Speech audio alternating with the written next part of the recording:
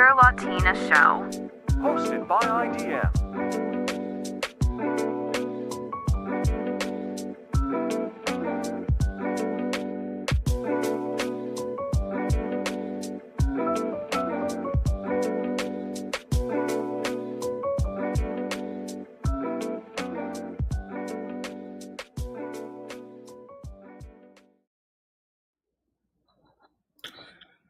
And we are live mostly everywhere. Mostly everywhere, I believe. except for Rumble, which failed. So you guys, I know some of you were waiting. It failed on my end. I will upload the set episode, but obviously you can't see it if you're on Rumble. So apologies, we tried to activate it multiple times. But anyway, welcome to another super fun-filled installment of the Winter Latina Show, where we plan to discuss a very, very broad topic of what some analysts and even members of the Russian government have referred to as the belt of instability.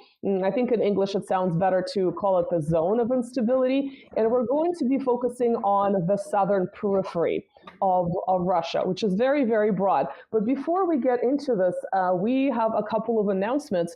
The first and the most important announcement is that we did what I think was an amazing interview. I was so excited to interview Austria's former foreign minister, Dr. Karin Kneißl. I probably butchered her name in German. My German is very rusty, so anyone who's German or Germanic and listening to me, please don't hurt me. I really tried. And so we will be releasing this as a special episode, both Marcelo on his channel and I on the Nina Byzantina channel, on my Twitter and elsewhere, early next week. But for those of you who are subscribed on either Buy Me a Coffee or on my Twitter and on Marcelo's YouTube, respectively, we will be releasing some content from that interview for those of you who want to see it early. So if you are subscribed, then this is a little treat. I think the clips that I plan to publish are quite amazing, in my opinion, and sometimes funny, sometimes very unexpected. So you're welcome to check this out. And if you're not subscribed, then wait till next week and you can view the full episode. And of course, we hope to have her on again when she's available. She's obviously, as a former minister, she's a very busy lady. But do you have any announcements? Well, yeah, of course, apart from the fact that it's already available for subscribers. On your channel. On my channel, yes, on the Press of Mass Destruction, also known as ImprensaDeDestruiçãoEmMassa. I have to say that it was an amazing conversation, and at several parts doing it, my jaw just dropped, and Same here. I was like, oh wow. I mean, I always learn from people that join us, because they specialize in things that I may know about, but not to the extent that they do, which is, of course, why they have been our guests. But in her case, some of the insides that we heard about and some of her personal commentary, was absolutely jaw-dropping to me. And I don't think all of that was really in the media, as far as, the media covering her story is concerned. So yeah, definitely check it out. And I was I knew this was going to be an interesting conversation, but it surpassed any kind of expectations that I had. Yeah, exactly. So just, absolutely amazing, fascinating person, a polyglot, a polymath, and yeah, check it out. I don't want to hype this anymore. Like I said, you can listen to the clips, which I think on my end, I'll try to upload some of these clips for those who are subscribed to me today, possibly tomorrow, and for the rest of you, you'll see the full story, the full conversation next week. So any more announcements, or do you want to jump into this? No, I mean, as usual, I don't think this time I put on the link on the description the situation about Rio Grande do Sul, which I always point out that it hasn't gone. Still a lot to be done. I actually saw this on one of the mainstream American or Canadian channels. So exactly, it looked much worse than what you were describing when you actually see the footage. It looks like a major flood. It's a bad situation. So I think I forgot to put the links for any kind of help. In any case, there are several videos on the channel where you have the links, and I will put it here later as well. You can always help if you can. And so yeah, let's start talking about this. Let's jump into this very difficult topic. So Marcelo, a little while back, I sent you a very famous in political circles report coming from RAND in 2019, the the famous think tank, the American think tank RAND, and it's called "Overextending and Unbalancing Russia: Assessing the Impact of Cost-Imposing Options." Have you ever seen this report before? Yes. I read it extensively because it's I just to put my personal opinion about this report, and I see a lot of analysts that say that the West just got everything wrong and they are losing badly, and it's not black and white. If you read the report, you can see that a lot that was perceived that it's happening. And there are the gains, the deindustrialization of Germany, the decoupling of Europe from Russia, cheap energy, all that was programmed to happen. It did not happen as a consequence of stupidity. No. There was a big plan there. Well, to me, it's kind of amazing that this is, again, this is not just public information, publicly accessible. So if we're reading it, then government officials all over the world have read it since it came out, right? Yep. But also, it doesn't have to be RAND. We can jump into, there's a whole cottage industry of these think tanks. We can go to, let's say the Chatham House in the UK. If you jump on their website and you go into Russia and Eurasia, you'll find similar statements about Russia. You'll I'm just looking at it right now, and I'm kind of like, on the one hand, I'm laughing. On the other hand, I'm getting a little bit angry, which is, I guess, how these reports should probably impact people who are not aligned with their politics. But it doesn't have to be RAND. It doesn't have to be Chatham House. We can go to, the Atlantic Council, which is a NATO-aligned think tank. I think so there's lots of them, right? So that's kind of the point. It doesn't have to be this one. The RAND one is just kind of a famous one in political circles because it was so brazen and so overt. But the other thing, of course, that always fascinates me about these think tanks is that they're all claim to be independent. They all list their funding. Their funding comes for the, maybe not for the most part, but a large part of the funding is coming from various governments around the West, the proverbial West, which of course is just kind of an amazing way to show that you're independent, but at the same time, you're essentially parroting any kind of, you're not really deviating much, maybe sometimes a little bit from the dominant narratives that are operating in the West. And at the same time, you claim to be independent. Had it been the case with, a Russian think tank with partial funding from the Russian government, we, of course, would never hear it described as independent, but that's kind of an obvious point. But anyway, I don't want to read the report. Again, I think a lot of our viewers are probably familiar with it, but just to highlight some things, right? It talks about using cost-imposing options to overextend and unbalance, again, quote unquote, Russia, without being violent, which of course is another a very hilarious or cynical feature of this because, the war in Ukraine is still very much active.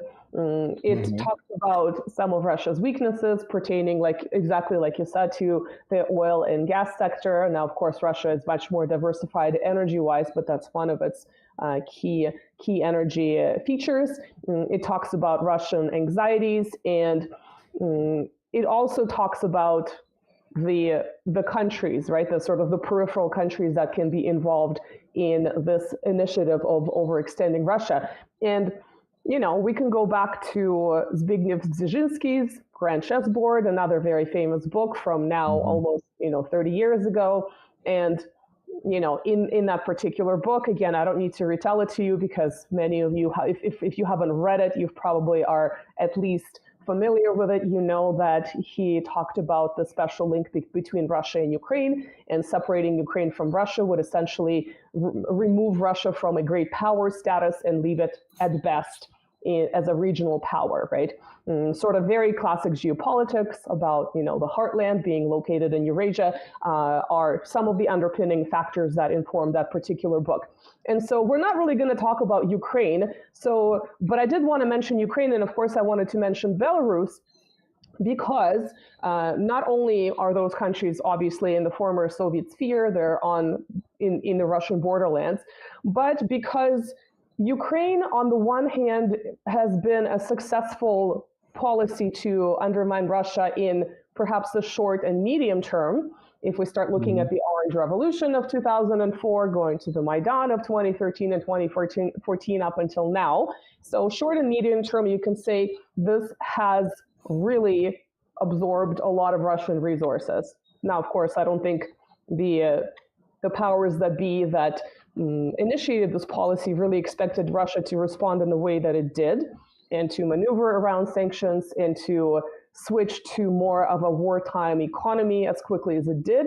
But that is, that's sort of a separate issue. But I would say which, by the way, is not still official. Wartime economy in Russia, it doesn't seem to be an official politic yet. It's not official, and neither is the state of war. Again, it's we talked about this before, that the term special military operation is not a way to avoid using the word war. We started talking about the war in Donbass in 2014 when it began. It's more about the particular designation and what Russia, according to its own laws, can and cannot do, right? It also can have like a counterterrorism operation that has a different legal definition and different parameters. So the state of war, right, has not been declared. So that's also very interesting that it's, this has been going on since 2014. The escalation started in the winter of 2022, and yet that designation has not been used, although we've seen sort of the idea of counterterrorism being added to this flown around, but it never really happened. And so in my opinion, in the long term, the Ukraine situation would be a failure in some ways and a success in some ways. So perhaps if you think about bringing down Europe, especially Germany, as a success, then that's a success, right? If you think about using up a lot of Russian resources and the lives of Russian soldiers, that's a success for Russia's opponents. But if you think about what was the statement coming from our favorite gynecologist Ursula, leaving Russia in tatters, that's not a success, right? That's a failure. So this is kind of a mixed bag. Belarus has generally been a failure, right? There were multiple protests, but especially the ones around 2020, sort of around that date, right, 2021, in an attempt to essentially remove Lukashenko. And, behind the scenes, some people think that Putin essentially saved him, right? And prior to this, Lukashenko, we have an episode on Belarus. People are welcome to go see it. Lukashenko was, at one point in the late teens of the present century, was sort of flirting a little bit with the West, flirting a little bit with the extreme nationalists. At the same time, he was working with Russia, and I think he learned the hard way how sitting on two chairs to this extent, not even two chairs, multiple chairs, to this extent, or sitting on, I guess in Russian we say two chairs, in English he's sitting on a fence. So I think chair is probably a better analogy, because it's like the nationalists are kind of like one part of it. The Russia is another part of it. The official West is another part of it. So sitting on a something with multiple legs, maybe not a chair. Lukashenko learned the hard way that it's just not going to work, and that the ultimate goal for him is to be taken out and to have the kind of chaos that we have in Ukraine. And so in that sense, the attempts to undermine Belarus, now they're still ongoing. We can still go on Twitter and see these self-described presidents like our favorite. What's her name? I always forget. Svetlana. You were kind of, she's kind of like the modern version of the Communist Party boss. Obviously, she's not a communist, but she's very much like very hardcore, and she just claims to be the real leader of Belarus on social media. And I always say, well, why can't I be the Empress of Eurasia if she can be the president of Belarus? What's the difference? I'm on social media too. I'm unelected. She's unelected. What's the difference, right? Aren't we supposed to accept anything that people want to be? Yeah, self-identify. I mean, this is how I identify. I'm just the emperor I of the woke up this planet. morning I as the Empress of self-declare. Eurasia. Yeah. What No, are you I'm the today, emperor of the Marcelo? planet. I'm sorry, Oh, that's right. you're Yeah, I'm subordinate now. lower. My aspirations are a little bit more modest than you, Marcelo. The solar system. The Emperor of the solar system. well, why Might as not? well, right? Yeah. Might as well. Yeah, so definitely those attempts have not really, they're still operational. They're just not nearly at the extent that, I mean, the Belarusian state managed to not only survive, but to consolidate and to improve its relations with Russia. We talked in our Belarus episode about that Russia and Belarus have a special relationship called the Union State, where they're pretty integrated, even though they're two obviously separate countries. So you're welcome to check this out. So I wanted to mention Ukraine and Belarus in this context because, well, it relates to all of these think tank reports and assessments of Russian so-called weaknesses, vulnerabilities, anxieties, et cetera, et cetera. But also, these things, one of them is pretty much resolved, right? The Belarusian situation. The Ukrainian one is ongoing, but we can kind of sort of see where it's going. Obviously, it is a dynamic situation, but we can see that unless there's a nuclear escalation, which with the latest drone attacks on the Russian nuclear shield, the warning system for the nuclear shield, right? That's a very, very, very scary thing that's happened a couple of times in the last week. But we don't know. So in that sense, it's dynamic. But overall, we know that the war cannot be won by the Ukrainian side. And if there is an escalation from the NATO side with direct involvement, then this would be a very bad thing for all us ordinary people living in, regardless of where we are, maybe somewhere in Siberia or somewhere in the mountains of Tibet or something, you might be okay. But yeah, this would be very bad. But generally, we can probably make an educated guess that the war in Ukraine is lost by Ukraine. We don't know what the consequence of that would be in terms of the geographic arrangement. We don't really know what the status of the state of Ukraine would be, but we can probably make that claim. And so this is why we want to look at more of a southern periphery, right? And again, this is kind of a gray area because we can talk about the southern periphery with just the former Soviet Republic, right? So we can take Georgia, Armenia, and then we can take Central Asia with, for instance, Kazakhstan and Kyrgyzstan, right? But we can also go all the way more south to Africa, which technically is in the southern periphery, right? Much farther, West of Asia course. as well. And West Asia, right? And so this is, again, another dynamic situation. If we think about the fact that France recently, in the past year, less than a year, 6 months, had to leave its former sort of colonial stomping grounds where it was a military power, and now it's no longer such a power, right? That's a huge development in Niger, for instance.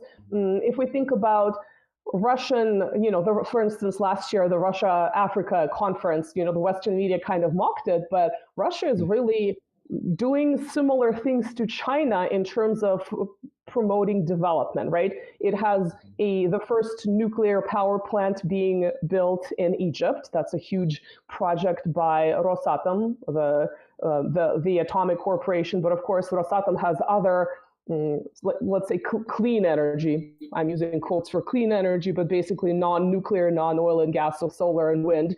And it's, I posted this on my X/Twitter just a couple of days ago in terms of developing Mali, right, another African country in terms of energy and being responsible for 10% of its electricity, which is a lot, right?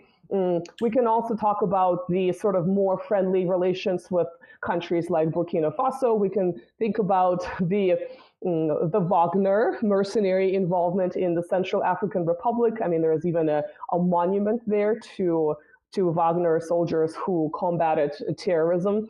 So basically, there are all of these things that are happening way, way, way, way more south of Russia. But technically, we could say these things are still in the periphery. And of course, Russia has been, supplying free grain to countries facing food insecurity in Africa, supplying free fertilizer. So again, very, very roughly and generally speaking, this is similar to the types of actions on a smaller scale, because Russia is obviously not an economic powerhouse compared to China, but very similar initiatives, right, that are focused on development and cooperation. So that's interesting. But we can go sort of back up north, and we can go to Iran, right? That's a really fascinating place. So not a former Soviet state, but a state with which Russia, in the last recent while, has had very amicable relations. This has not always been the case. I don't know if you know anything about the history of Russian, Iranian, Persian relations, Marcelo. Anything?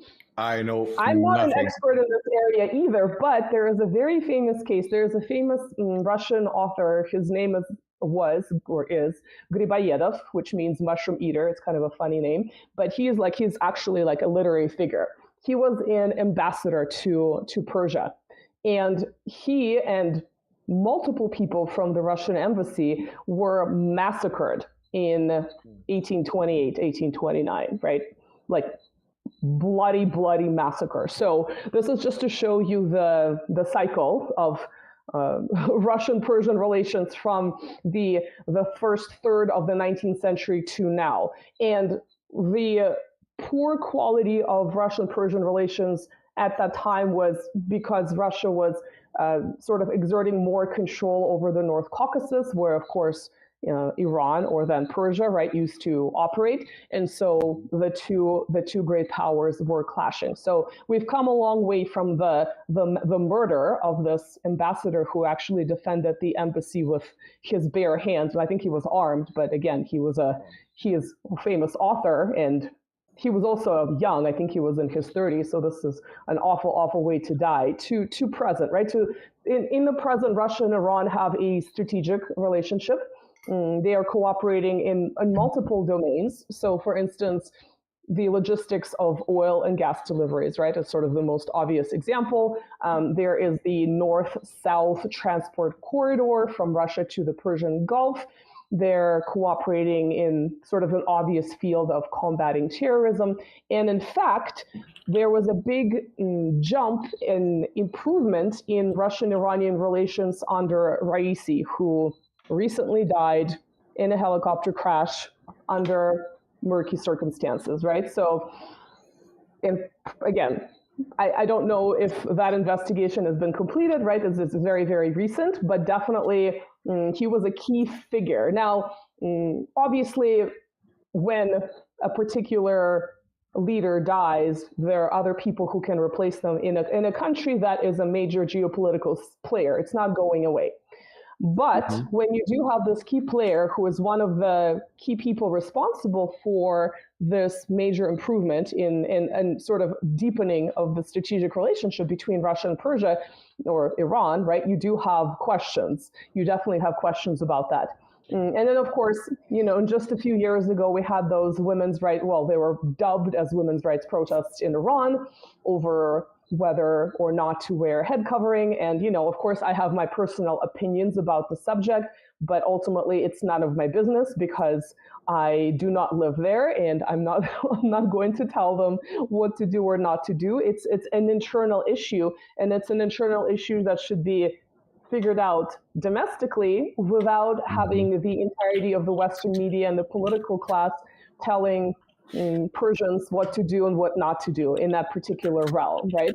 So, so in terms of destabilizing and having chaos on Russia's southern border, Iran is one of those places. And I think the Raisi situation is a little bit recent, but you've also had, assassinations of famous physicists. You had these so-called women's rights protests. So definitely there's been some instability. Generals, of course, generals. There's been some instability being fueled from the outside. And this is a country on Russia's border. And it's a major not just a country on Russia's border, again, very generally speaking, not immediately on Russian border, major geopolitical player, and having a relationship between Iran, Russia, and China is described as a nightmare in some of these think tank documents, right? And this is kind of exactly what seems to be happening in part as a result of the war in Ukraine, but not only because of the war in Ukraine. So I don't know if you have an opinion about Russia, Iran. I know, again, I'm not a specialist. I'm only looking at things from the Russian perspective. And of course, I know the sort of the famous historic facts. What do you think about it? Well, you don't have to be a genius, and that's something that I always say here in the channel, that you don't have to be a genius to understand at some point that you cannot go on fighting or not being friends with people, especially when you have a major power, and one may say whatever it wants about the United States, the military is just expensive, is not good, or whatever. It's still a major power, still a nuclear power. So when you have this major power meddling all over the planet, especially around you, I mean, you have to look at people around you and say, look, you can be against me, but you're not going to survive either way. You know, if you're my friend, I can, hold your back. But if you're not my friend, you're going to be my enemy. So it's not so hard for people to start realizing this. I just had last week Professor Paulo Gamba from Angola, where we were talking about the Angola Civil. Also this week, with Professor Osvaldo Mboko, where we were talking about the civil war in Angola, and I was very interested by the expression that Professor Paulo Gamba gave to the war, to the end of the war. He just said, two brothers came together and decided that they were tired of fighting. And that's basically that it was a pretty long war, and it's sort of towards the end of the 20th century, right? It's a exactly relatively recent end of decolonization war, right, compared to the other wars that took place earlier in the 20th century. Exactly. In any case, this picture, these pictures, the mindset of everybody, on the planet, at some point, people just got tired of fighting. And when you see prolonged fightings or never-ending fightings, there's something behind it. And these leaders of these countries, Russia, Iran, China, Libya at the time, at some point they understand that we cannot go on fighting against each other here, because there is someone that is trying to profit from it.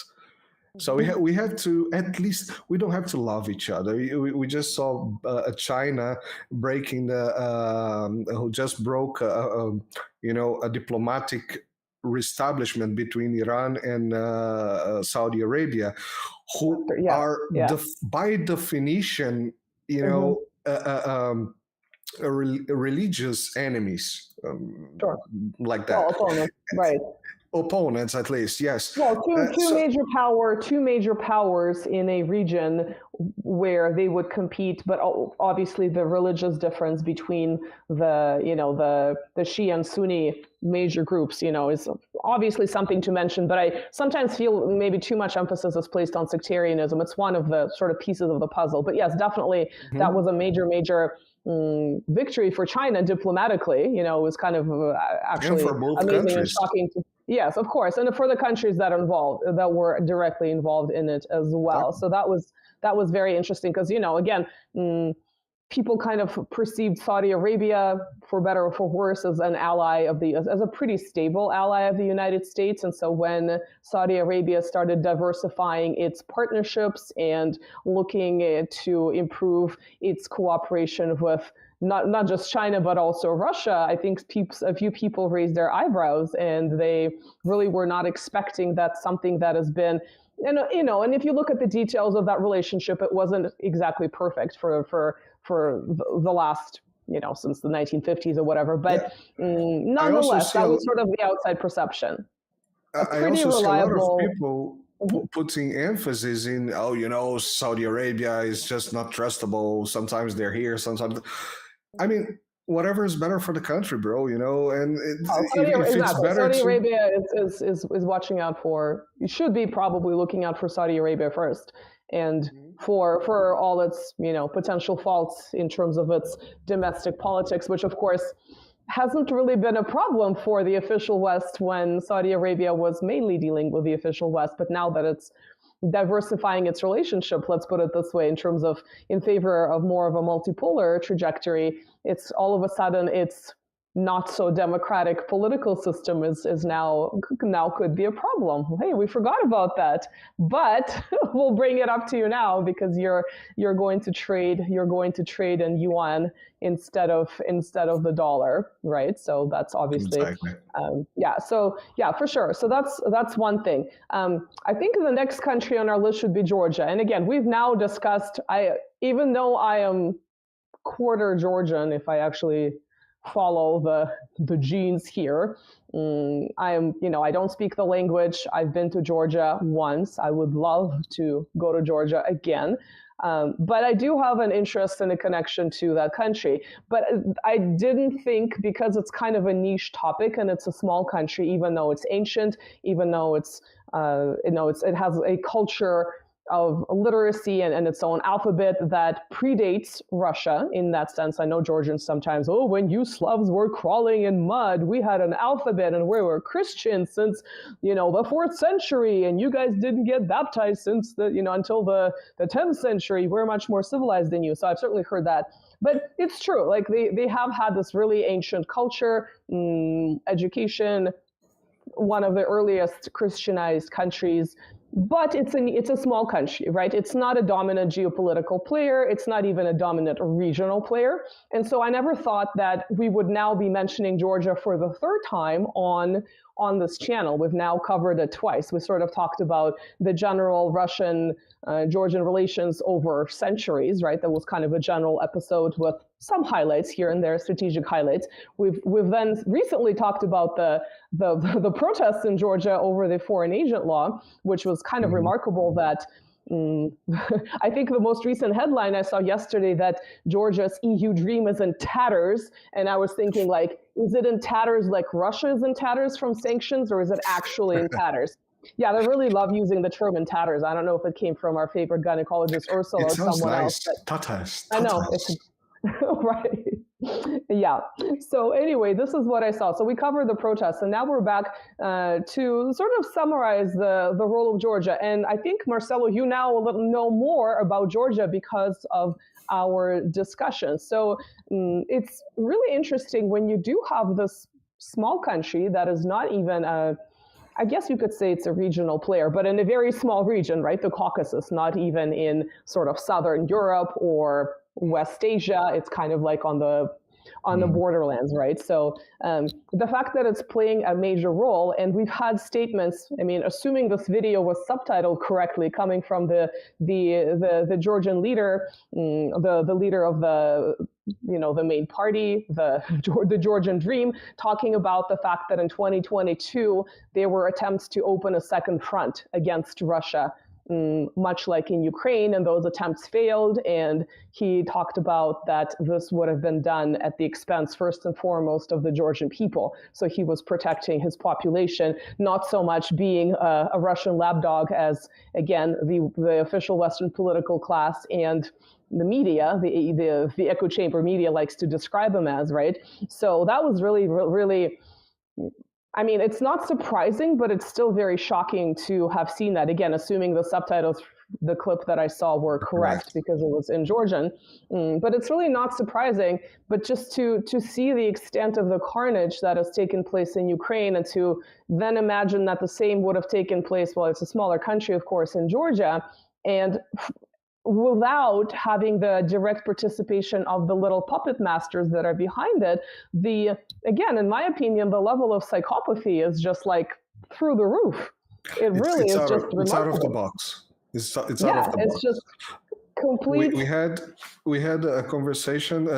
You were also involved in that conversation when there was the assassination attempt on Fitzo, and one thing that called me a lot of my attention was just in the beginning when I started talking with Nebojsa Malic.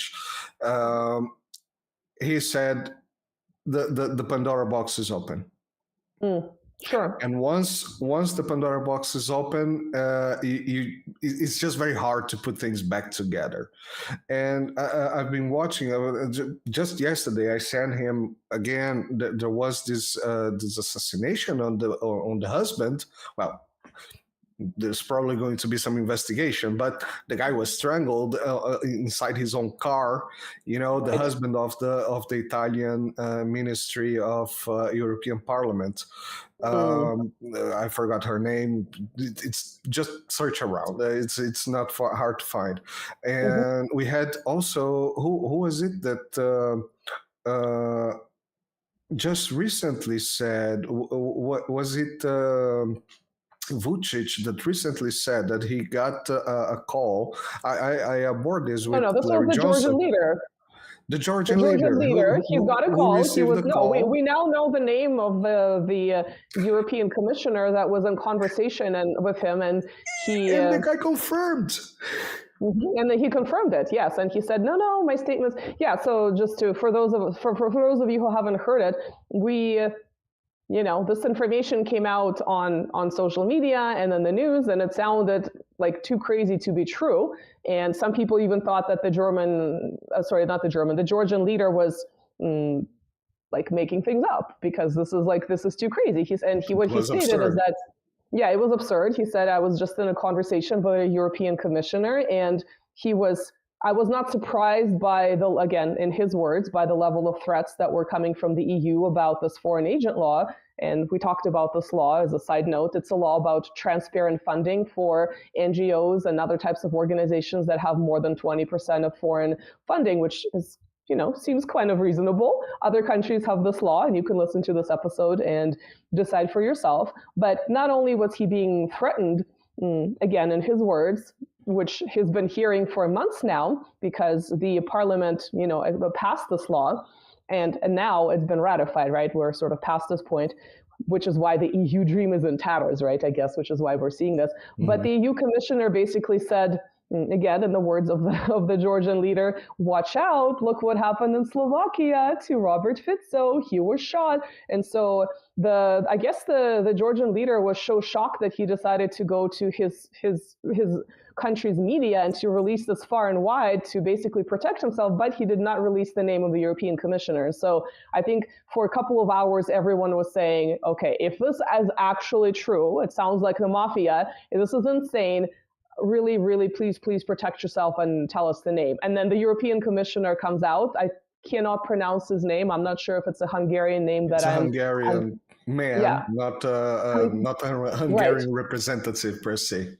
Yes, right. So yeah, and so he basically released this nice statement saying that Georgia is in his portfolio of countries that are seeking to join the EU, and he was having this conversation, and he only mentioned it. It was completely misinterpreted, as he said, and he only mentioned the Robert Fico situation, the assassination attempt, not to threaten, not to intimidate the leader of the Georgian Dream Party, but to tell him that, there is a mob and there are protests, and what if you get caught up in the mob? We can't control everyone. Bad things can happen. And I was like, well, that makes it so much better. Oh my God, it all makes sense now. It was just a warning. Thank you for a friendly warning. The Georgian leader is obviously too dumb. He doesn't know that he shouldn't be going into a freaking mob.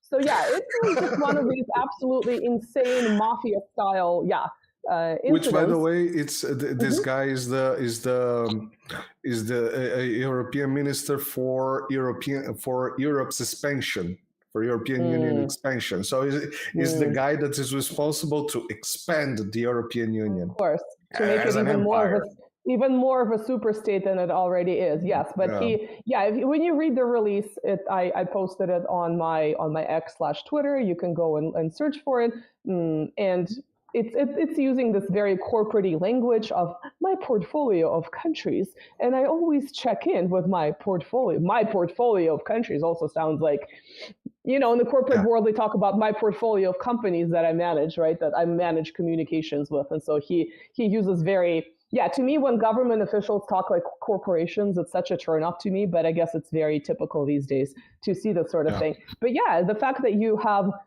in thinly veiled, maybe not threats, but let's call it intimidations of countries that are not even in the European Union and are trying to, pass a reasonable law about having a funding transparency in their own country. And you have that level of, of a response, then I think it says a lot about the people who are engaging in that type of pressure. Again, I'm going to be very diplomatic, from, the EU officials and other officials that are threatening sanctions, and that would be using that type of, to me, it sounds like, in my opinion, it's like mafia type of language, Yeah, if you open your car and the car goes boom, the car goes boom, things happen. Yeah. If you get fed to the sharks, things happen in the Black Sea. You have a beautiful country there. It would be terrible if something happened to it. Right, exactly. It would be terrible if something happened to it. So it's just absolutely shocking. So then it really is very revealing about the extent to which they're terrified that where the funding is coming from and what it's used for will be public knowledge. And so then the obvious question is, why are they so terrified? They're, protests, and some of the protesters have connections to very famous Western NGOs in the obvious countries, in the hegemon country and some other countries, right? There are threats of sanctions, like really, really serious consequences about something that should be an internal matter and something that exists in multiple countries. A foreign agent law about the transparency of funding exists in dozens of countries. And as we mentioned in that episode, in many of those countries, it's based on the 1938 American Foreign Agent Registration Act, which is also kind of remarkable that they're still branding it the Russian law even today. I mean, the Georgian version of this foreign agent law. It's actually the label that most people use is the FARA law. It's the kind of FARA law, which is the Foreign Agent Registration Act from the United States. Yes, and because legally, to these countries, apparently legally, the American law made sense, and this is why they used it as the basis. So, again, that's you're welcome to listen to this episode, but just an absolutely remarkable situation. And, we talked about Georgia, how it was one of these countries that experienced a so-called peaceful revolution, right? The Rose Revolution of 2003 with Mikhail Saakashvili, our favorite Brooklyn hipster, who is currently imprisoned by Georgians themselves. It's a pretty interesting little arc that he went through between being the president of Georgia, the governor of Odessa in Ukraine. How the hell did that happen? Oh yeah, he's been kind of moved around like a little chess piece on the imperial map here, and now he is in prison in Georgia.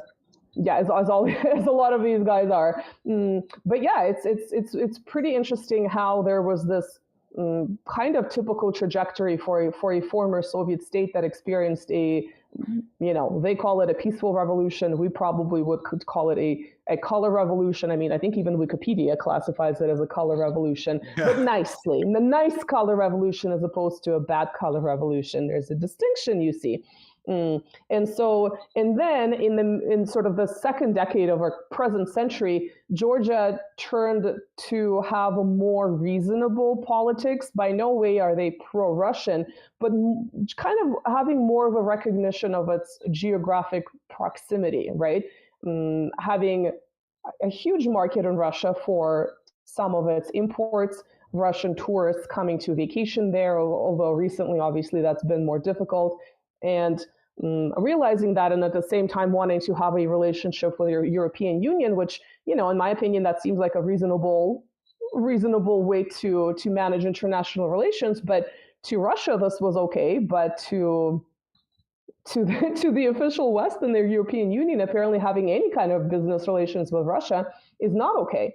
So, which of the two big geopolitical players, the EU / the official West, we can include the global hegemon on the EU side versus Russia, which one is being more reasonable? And this is a party, the Georgian Dream, that's been reelected multiple times. So clearly the people keep reelecting it. So, you guys lecture us about democracy. Well, here is supposedly popular will of the people of this party that has been reelected. And the interesting thing, actually, I forgot to mention this. Whenever you see the coverage of the protests, they seem to paint it in a way that it's really just overwhelmingly opposed to this party and this law, right? This ruling party, the Georgian Dream. But if you go on the social media of the Georgian leader, again, yes, it's possible that they're deleting comments, but I was kind of seeing them updated in real time, and I was Google translating the ones that were in Georgian.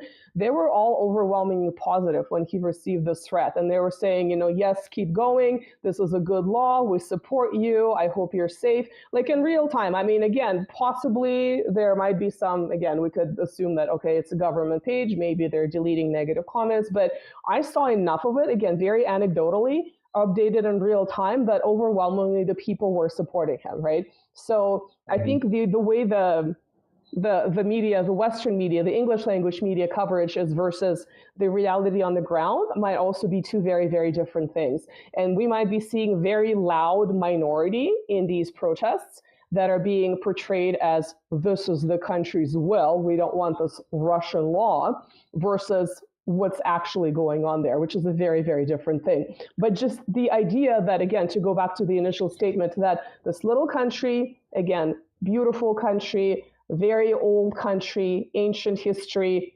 older than us dirty Slavs crawling in mud up until 988 when we're Christianized. I'm really exaggerating right now.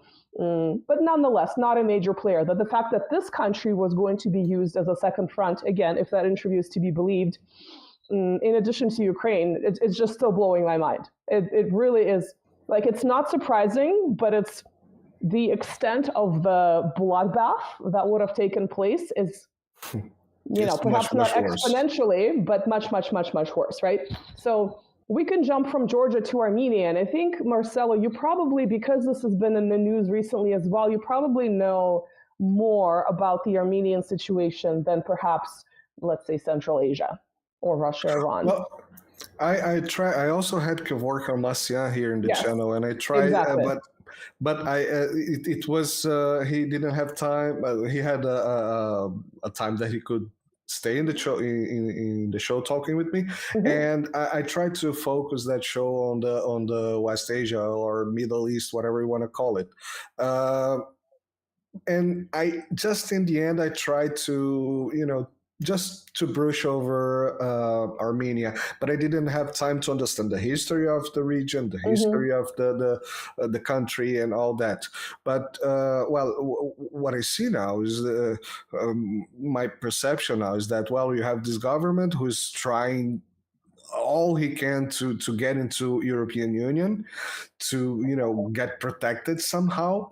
It also seems like this government is undermining its own country with all its might. And you would even hear this from the, how Armenia has two big diasporas. One is in the United States, one is in Russia. Now, that diaspora came in waves, but probably the original wave was from the 1915 G word. I don't know if YouTube is going to censor this word, but, the big massacre that occurred in the context of World War II at the hands of Ottoman Turkey. And so, lots of countries today recognize it as the G word. Other people use other terminology, but it was obviously an event of such historical trauma that it's in some ways amazing that the Armenian people have survived. And so just make me a parenthesis here, which was not recognized by the United States. And I'm not sure if it's recognized now, but they tried to push the recognition of this last year or the year before, somewhere between 2022 and now,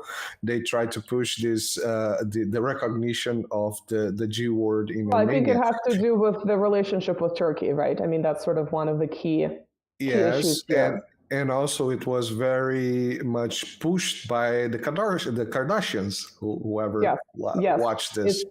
Interestingly, who are an Armenian diaspora, of course. Yes, exactly. And so there are two diasporas in Russia. Now, there are obviously other waves because Armenia was a Soviet republic, so there are Armenians, I have Armenian friends in Moscow.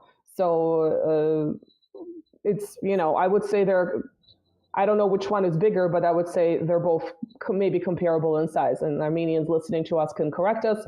And so obviously the two would probably have in some cases, different geopolitical views. So let's perhaps say that some Armenians in the American diaspora would want to minimize the Russian relationship with Armenia. But even these Armenians would criticize the Pashinyan government, right, the leader of Armenia who's been in charge since 2018 as being a traitor, especially in the most recent context of the 2020 Nagorno-Karabakh war that precipitated into Armenia losing what it considers its land and what many countries internationally recognize as part of Azerbaijan, right? So there is also that issue there, and so it's kind of remarkable that yes, he's really trying to establish a relationship with the EU. He's trying to seek protection, as he would say, from the United States and even from NATO, and trying to minimize. Which is just excuse. Right. But even these people that would be in some ways maybe not anti-Russian, maybe anti-Russian politics, even they would describe him as quote unquote a traitor. I mean, literally jump on his Wikipedia. There all the citation as to why he's perceived as a traitor, but nonetheless, he's still in charge of the country. And so then the question is, why is a person like this that has seemingly universally despised and seems to be doing everything to undermine things that Armenians consider very important to them, why is this person still there? What is his role? What are his connections like? So you can, again, I forgot to make my tinfoil hat. I will get on it. I know my head. No, I know my head will probably be like, sitting in front of a lamp so you guys can see us. But yeah, I still want to do it. I just want to try it out. So there is that question. So, but what else is again, just by following the news, other than talking to Kivor Karmasyan, what else is your perception like? Well, as I say, I don't know the history of it, but my perception nowadays, I mean, I had a conversation here with Lucas Leroy recently where we were talking about the influence of big regional powers over smaller countries, who is a person who actually believes, and I'm not saying this as I don't believe what he says. It's just his point of view. He believes that huge regional powers, and let's not even go to world powers. Let's go to regional powers like Russia, like China, like Brazil, like I don't know, in Africa. I don't think South Africa, perhaps Egypt. Once upon a time, Libya. Iran, Saudi Arabia as well. These countries has responsibilities, and it's not like being the bad guy, just going around meddling in smaller countries, but they have the responsibility to keep the region stable. So if you have a country now, we have in Brazil, we have a problem in South America, we have a problem with Ecuador, we have a problem with between Venezuela and French Guiana, we have Argentina going completely crazy. So there is a responsibility over this country, this huge power of the region, to keep some stability in the region. And let's take the example of Ukraine, which is perfect to this conversation. When we have the Yanukovych government, and was it Yanukovych, right? The Party of Regents. Yes, Yanukovych was the leader of the Party of Regents. He was the leader of the country that was essentially taken out through the coup d'etat, which... Exactly. So when we have Yanukovych, he was in talks with European Union, right? Oh, we're going to join European Union. Lots of Ukrainians want to join European Union. It's going to be good for business. And if you watch the interview between Tucker Carlson and the Putin, he explains this. The Putin, he explains this. He explained, look, we had this situation where there was going to be a flooding of products from the European Union with low taxation. Then because we have an open border for our the economic relationship that we have. It's an open border. That would undermine the Russian products, and that would be bad for Russia. So we sit together and we said, look, this is how much you win being with us. This is how much you're going to lose being with Europe. Do the math. You know, 2+2 is not that hard. Right, Just but like also it Ecuador. wasn't even that. It was also just the other issue was that the two markets were integrated since the Soviet days, right? In terms of Mhm. we're going to manufacture this machine part here, and then it's going to go to this city Exactly. there, and it was integrated to that level. So to completely destroy these industrial ties, which of course now they're essentially gone, like that was a really huge thing. It was beyond the EU dumping its products into Ukraine and then making into Russia. It was much more in depth. And of course, Ukraine was also getting a lot of perks with because it was a transit country, right, for energy. It was getting a lot of perks and sometimes stealing that energy that was meant for the EU countries whenever it didn't want to pay. So, and that goes back to the early 2000s. So there are all those other additional major issues that were part of the problem with this EU integration, which on the surface would have been okay, but yeah. Yeah, but bringing it to the Armenian situation, that's I mean, there's no problem of Armenian if they want to do business with Europe, and I don't think Russia or Azerbaijan, whoever around it, would have a problem with them having business. But things needs to be measured and calculated. Look, this is not good. A major power, Russia, will come to the country and say, "Look, this is bad for us." Okay, and so if it's bad for us, we have to take measures so it doesn't affect our economy. Again, do the math. This is how much you're going to make by doing this kind of business with Europe. This is how much you're going to lose. You do the math. A simple example for that was the banana scandal, the banana fly. You see it from Ecuador. The banana exports to Russia. As soon as Ecuador decided, okay, we're going to make $200 million from, this old Soviet equipment that we are just going to give it away. And Russia said, okay, so there's some flies on the banana and we're not going to buy your banana anymore. And that's $800 billion a year just from Russia. Right. So, do the math.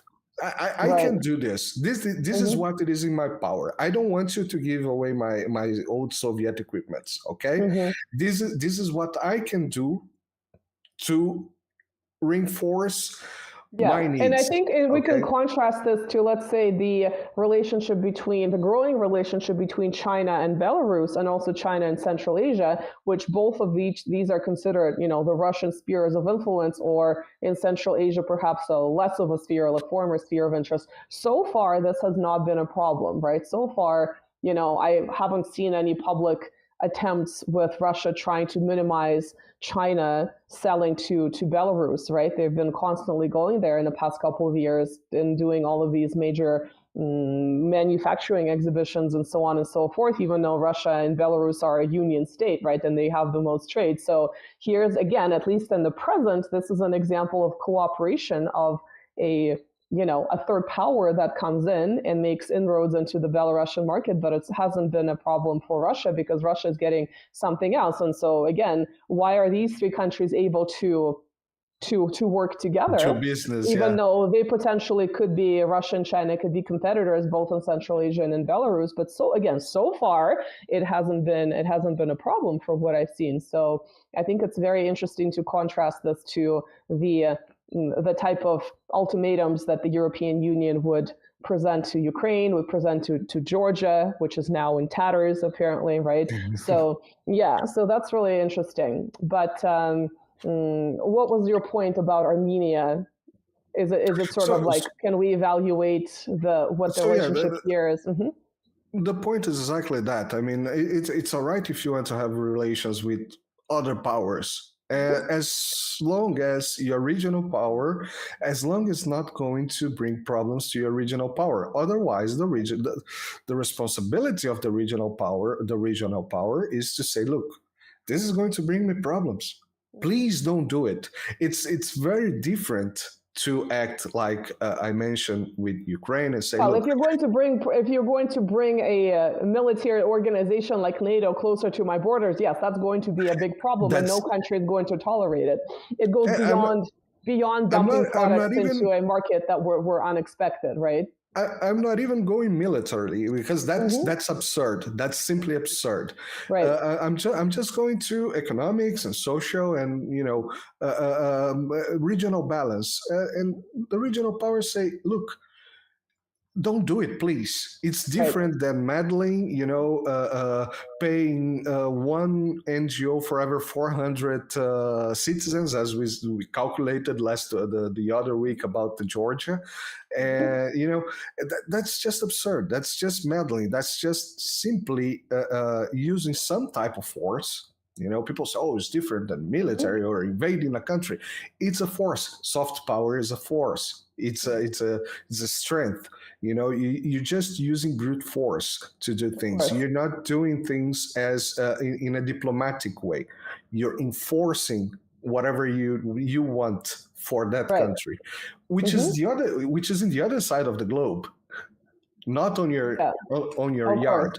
Well, the Armenian situation, I mean, it had other issues that Georgia didn't have. Obviously, at present, Armenia, although it's their attempts to move away, right, is closer to connected to Russia. So one of the ways in which it's connected is through the Collective Security Organization. It's obviously in no ways comparable to NATO. It's a collective security organization that initially included more former Soviet states. Right now, it's much more compact, but Armenia is one of those states. And so the thing that was mentioned when there was an escalation with Azerbaijan, and initially, actually, Azerbaijan was in that collective security organization as well. I don't believe it is anymore. And of course, you could see why that would be a problem with Armenia and Azerbaijan being both in the same military organization.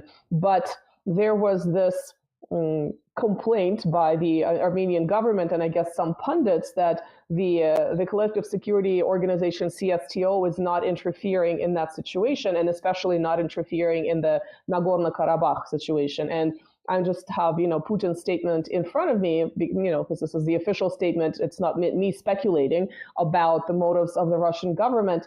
And what Putin said a couple of years ago is that according to international law, this land is considered part of Azerbaijan. So I will make my own comment. It's, we don't have to like it, but an international law sometimes is problematic. But this is what he said. And so in that regard, the CSTO could not interfere. On top of that, he said that no one actually attempted to attack Armenia. And per the agreement of this military organization, this would be necessary, right? That kind of mutual defense. And so to make a kind of a broader statement about this, I feel like it's this attempt to sit on the fence where on the one hand, the Pashinyan government is undermining what's left of the Russian-Armenian relationship, and even the relationship with the Armenian diaspora in Russia, which has been very unhappy with what has been doing. And obviously they have strong connections to the country through family, business, etc. But on the other hand, there's this expectation that Russia is going to be this Superman savior and is going to rescue you from any crap that you get yourself into. And it just almost seems unfair because, well, first of all, to think of Russia as a savior that's going to save everyone is really kind of silly.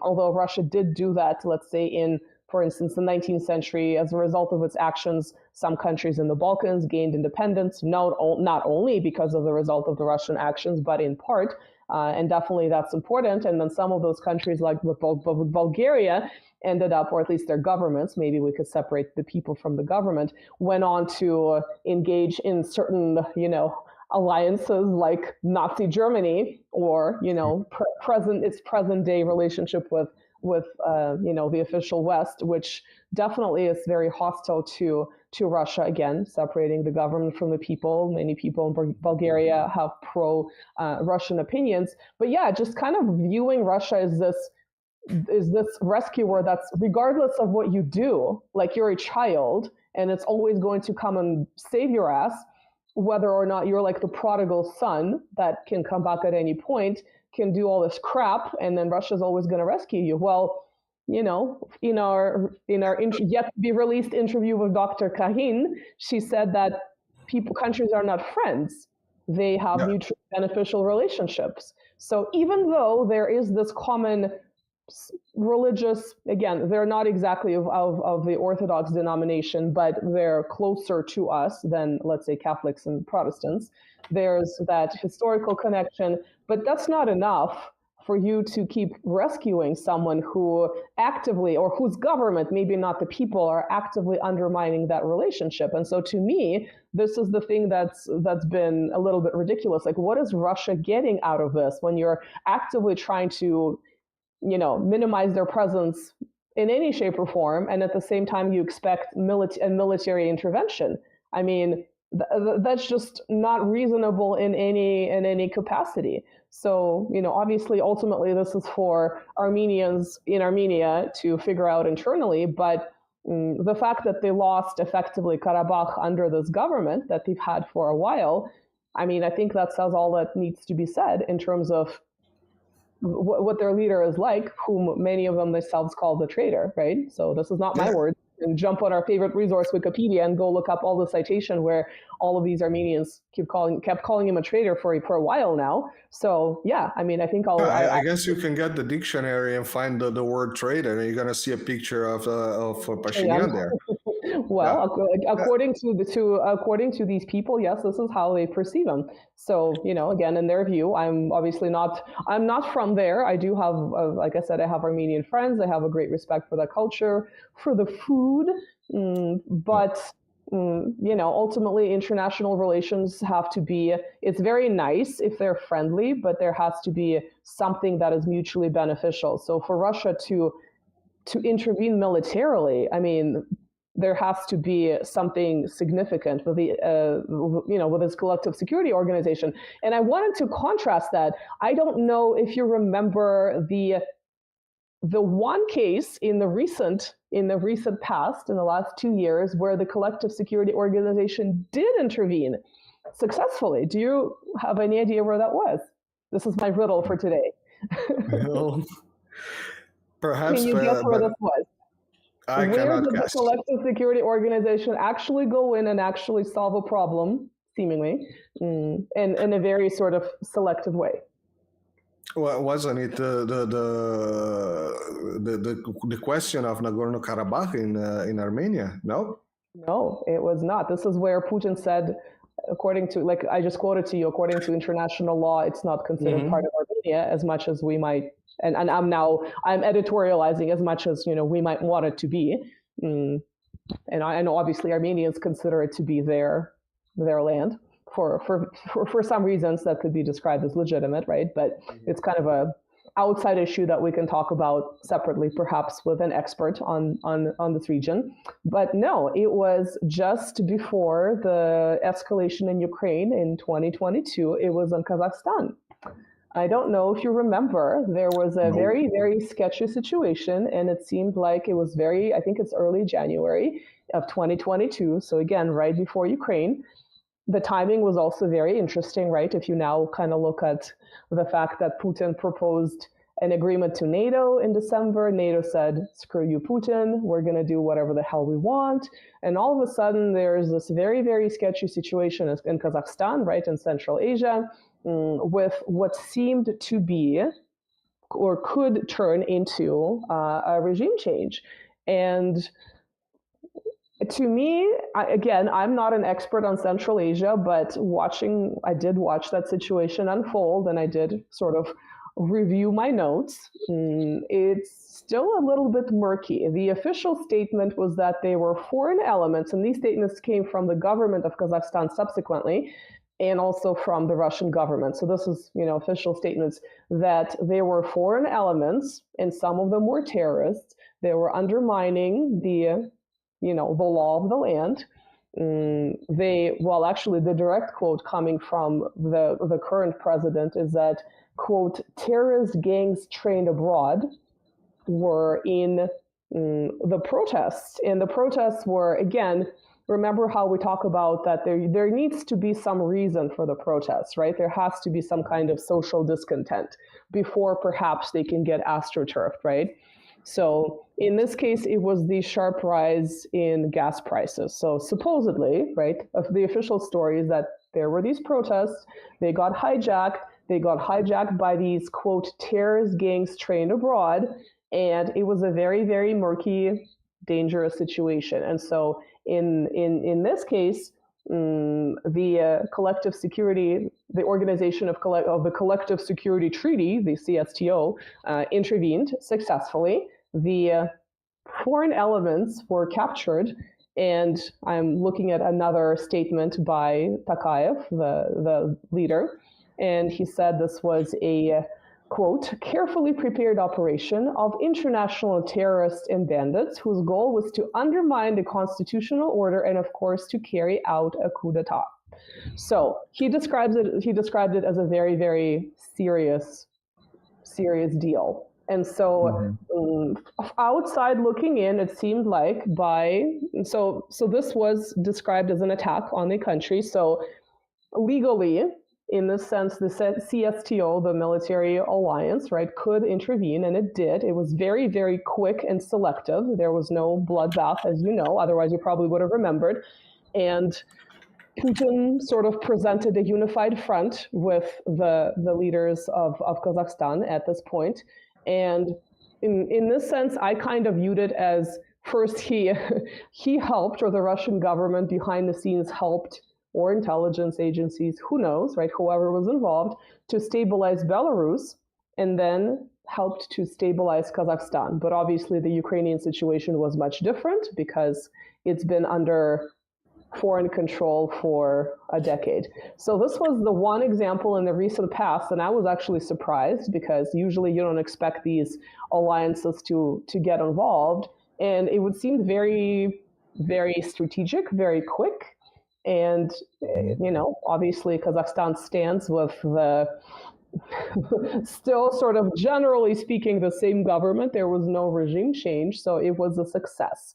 But very interesting timing in relation to the Ukrainian situation, for sure. Exactly. And was it Kazakhstan or Uzbekistan that recently France accused of pumping some weapons into the island, the colony of France? What's it called? The island. New Caledonia. New Caledonia, exactly. I did not see that news, so you'd have to fill me in. But I would not be surprised. Okay. No, I did not see it. Okay, was it basically, or Uzbekistan, Tajikistan, Kazakhstan, or Kyrgyzstan? Was a stand. France Caledonia accuses Kazakhstan, I guess.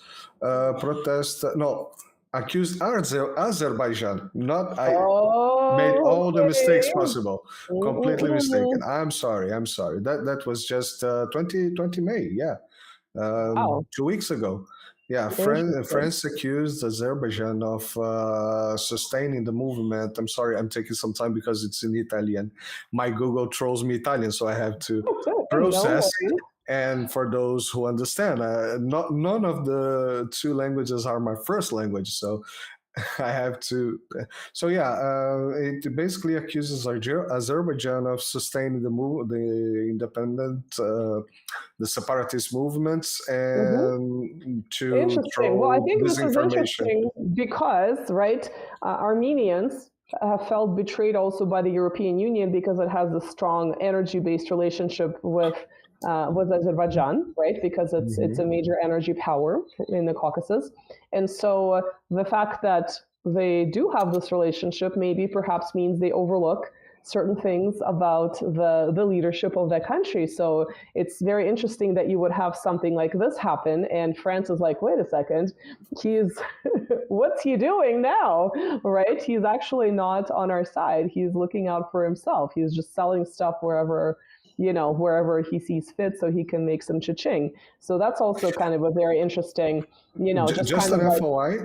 Just an FYI on that, the Azerbaijani authorities just denied everything immediately. Said that not only denied, they just said, "Oh, this is crazy speaking. This is crazy talk. These people are." I love Trouble in Paradise, by the way. I love stuff like this. It's like I just experienced such Schadenfreude when some of these countries are like, "Wait a second, we're actually not in full control of this other country that decides to do whatever it wants. And, Azerbaijan, very roughly speaking, is like mini Turkey. It kind of does what it wants because of its geographic position, right? But also because of its energy status. So it kind of, it does what it does. Kind of like Turkey does what it does. And it doesn't always play by, by the rules. Yeah, exactly. Not playing ball, right? Yeah. So you falsely accused poor Kazakhstan, Kyrgyzstan, Uzbekistan, Tajikistan. Whatever it's done, exactly. Just about Kazakhstan, there recently was this news that was shared on our WhatsApp group with Commander Farinazo, who is also a YouTube, has a channel called Art of War, in Portuguese, Arte da Guerra. So there was this buying of the U.S. bought 81 Soviet-era combat aircraft from Russia's ally. That's the news on Business Insider. I'm looking at Business Insider. So basically, they paid like there was an audition on Kazakhstan on this very old, completely, basically just the outside of the airplanes. Okay, so they bought 81. These 81 airplanes were sold for like $1.5 million or something like that. Nothing million. I'm not talking billion. I'm talking million. That's what I mean, like car parts, basically. Yeah, exactly. It says here the costing on average less than $20,000 each. Oh my God, it's like a drone. Cannot buy a Mercedes there. Cheaper than a drone, or like a Western-made drone. Western-made drone, yeah. Exactly. And but so there was we had him in the channel. We talked about this, and it was very interesting that we were talking exactly about this encirclement of Russia and about Georgia, about Armenia, about this sale of airplane outsides or whatever you call it. And he said, if that's all the West have, they already lost. Right. Interesting. But this, for example, in my opinion, when I was discussing with my friends here, I said, look, this looks like they paid $1.5 million for a Business Insider, to run this. To run this as look, Kazakhstan is ditching Russia. See, they sold airplanes to fight in Ukraine. Because if you read the report, it actually is, at some point they say, there's not much to be used for. Perhaps they're going to be put on some airfield to be shot at. Like dummies or what's the word? Like dummies. Target practice, for target practice. Target practicing, like a bait for Russia. Yeah. Okay, they have 20 airplanes here. Let's shoot at this airbase, and there's nothing but $1.5 million, 80 airplanes. Right. So this was very interesting. It really looks like they are just doing something to smear. Well, I think they should be worried about.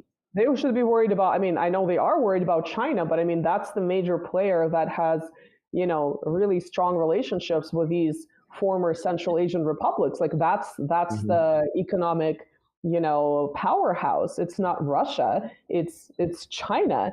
And, again, from what I see on the surface, I'm not an expert on the region. I don't think Russia has an issue with China coming in there and developing it, but also having more regional influence in Central Asia. Again, from what I see from the Russian perspective, it ultimately benefits everyone by having China involved there. And obviously, Russia and China have their own strategic partnership, which perhaps we should cover in more detail at some point, because obviously it's a sort of the news of the century. But it's a complicated question, because when the Soviet Union dissolved in 1991, the so-called, again, we talked about this before, it's been described as a bloodless collapse of a superpower, but by no means was it bloodless. Whether it was the death from the absolute shit show of neoliberalism in Russia, but also in other places, of drug use, alcohol use, starvation, eating freaking pigeons, diasporas leaving, like my parents taking us out, right? There was that loss of life, which was in the millions. Same thing in Ukraine before anything happened, just from the collapse of the Soviet Union. You had the Chechen wars, but specifically in Central Asia, you had some definite anti-Russian sentiment and some people fled. Now, there are still some Russian diasporas in Central Asia. In some places there are fewer people left, and other people there are more that were part of the relocation, especially with the Soviet Union, but possibly earlier with the Russian Empire. And so some people seem to be, living fine. There are definitely NGOs that are stoking the anti-Russian sentiment now. There was violence early on in some of these places. Again, it's kind of a separate topic of discussion, but it's related. So it was by no means bloodless. And so today, for instance, there are all these attempts to, and in some places, again, not an expert, but to change their alphabet. They were using Cyrillics, modified Cyrillics, because from what I understand, but I don't mean to offend anyone, I'm not sure if they had a writing system or they had a modern writing system, so they used Cyrillics. I might be wrong, please correct me, to change to the Latin alphabet. And I just saw a bunch of these criminologists on X/Twitter a few weeks ago celebrating how, I can't remember which country this was, but it was in Central Asia, they were switching to the Latin alphabet in some shape or form. I'm not sure if that was fully. So that was also portrayed as a victory. Now, I don't even know if that's going to make sense again with China being the major player. Maybe they should be changing to, the Chinese characters at this stage. But definitely something with the NGO presence there, that is definitely being harnessed, this anti-Russian sentiment in any possible way. But yeah, the timing of the Kazakhstan protests, definitely very interesting, because literally it was early January and then end of February we have the initiation. Well, we have December through late February, there's this escalation of the shelling of Donbass, right, that then precipitates the launch of what Russia calls a special military operation. But I guess for the sake of brevity, the final place I want to briefly look at is Kyrgyzstan, right? So this is another Central Asian country. This is another country, former Soviet Republic, that also had a so-called bloodless color revolution. It had a lovely name. It was called a tulip revolution in the early 2000s. So Ukraine had its orange revolution, Georgia had its rose revolution, and Kyrgyzstan had a beautiful tulip revolution. Doesn't this sound absolutely precious to you? It's just all Tulip revolution. Wasn't it some with the same name in China as well, in Hong Kong, or Hong Kong had wasn't it the umbrella revolution? I think Hong Kong had the umbrellas. So colorful umbrellas. Maybe you're mistaken umbrellas for tulips, but definitely very, very, very, very nice. And again, just as a side note, it's not like we're trying to portray these republics as being beacons of democracies, right? And democracy, of course, itself might be problematic in many ways, as we've discussed elsewhere, at least in its modern form. But, obviously these countries have issues. They are countries that may be more authoritarian, according to some, than, let's say, countries in, like even Russia, Ukraine, et cetera, et cetera. So that all is fine and dandy. It doesn't, justify regime changes. But Kyrgyzstan is just, again, as a non-expert, has been a bit unstable, because it also had, it had this tulip revolution in 2005, but then it also had another revolution in 2010. And then it had another revolution in 2020. So, I think that should tell you something about the level of maybe elite infighting, about foreign powers perhaps operating through NGOs and stoking this unrest, or other types of instability in the wake. We're now more than 30 years out, but still relevant, right? The collapse of the Soviet Union. So that's very interesting. But the thing that happened literally within the last couple of days, I was a bit concerned that it might turn into something bigger. It didn't seem to, but they were sort of this wave of protests. Again, it's very recent. So it seems very, in May, right? May of this year, seems very murky. So the media describes it in different ways. They talked about protests that were focused on minorities to the point where I believe a student from Pakistan was injured, and Pakistan and India both issued some kind of concern and warning to their citizens who live in Kyrgyzstan. And I've seen, again, the media use different words. I think they use the term marauding.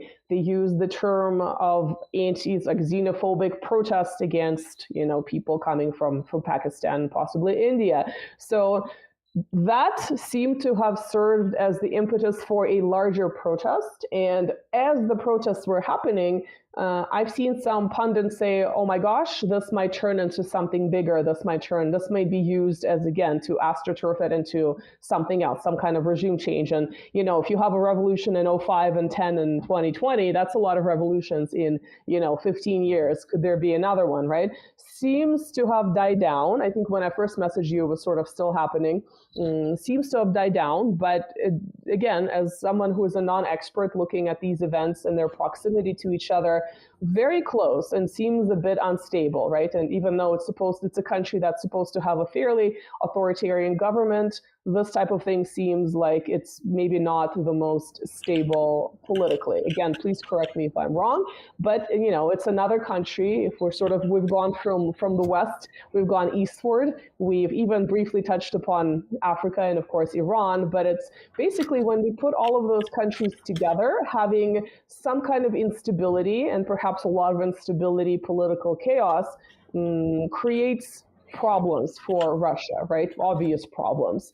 In some cases, it's the legal need to get involved if it's a country that's part of this, this little military alliance that remains sort of on the ashes of the Soviet Union. In other cases, it's a country that's economically integrated with Russia, where the regime change in that country would really impact it in many ways, right? So when you kind of add all of those things together, this is the reason why, again, the Russian officials and pundits call it in Russian the belt of instability. And I know the media, even the Western media has, I think like Newsweek has translated it as the belt. Maybe, I think it was like a statement by Lavrov the last couple of years, but I think the zone of instability sounds a bit more as less awkward in English, although I guess the belt makes sense, like tighten the belt. Yeah. But I think the zone of instability along the southern periphery, now that we've had the Belarusian situation resolved, but the Ukrainian situation is obviously sort of the biggest news of the century as far as Europe goes. So you can definitely see how having multiple countries, regardless of the depth of their relationship with Russia on the periphery, how that would impact Russia in terms of, like the RAND report says, from 2019, still very much relevant, overextending, creating anxieties, creating problems for the sort of ethnic Russians or Russophones, at least, who would be living in these places. So now that we kind of put it all together, with or without a tinfoil hat, what do you think? Where do you think this is going? Well, where it's going, we kind of know. No, I definitely don't want to make predictions because it's such a dynamic world, such a dynamic situation. I think it's difficult to make predictions. I mean, kind of like we could say the Ukraine war is lost, but there could be a very dangerous nuclear escalation, right? Lost for the West, in my opinion. We had actually a question here from a viewer that asked, did you guys think that we are going to the Armageddon soon? Well, I've just before we meet for today's show, I was watching Scott Reeder at Through the Eyes of, the channel of Ania K, if I'm not mistaken, who is a Polish woman. She's a child book writer, but she decided to go full, YouTube conspirationist because she's just seeing what the world is becoming. And Scott I was Ritter going to be was. sold as book illustrator. Look where I am. So we have a connection there. See, Children's book illustrators just want to drop their art and be like, okay, we have to focus on, we can't just be drawing. We have to be proactive. yeah, exactly. And Scott, I've been following Scott Ritter for some time. I mean, he's a guy who has responsibility on the deal of nuclear disarmament. And who has experience and has worked hard for this to be something. And now he's seeing, he was very grim today. He's usually very hopeful for mankind and all that, although he's very strong on his arguments and his critics, but he's always very hopeful. And today he was quite grim on that, and the other comment from the same guy, Marcio Gibson, he says that I'm worried about USA thinking that they will survive after an Armageddon, and they escalates for it. So the point that Scott Ritter was making today was exactly that. It's not about being able to win a war. It's about the survival, and he uses the American civilization term, which I think it's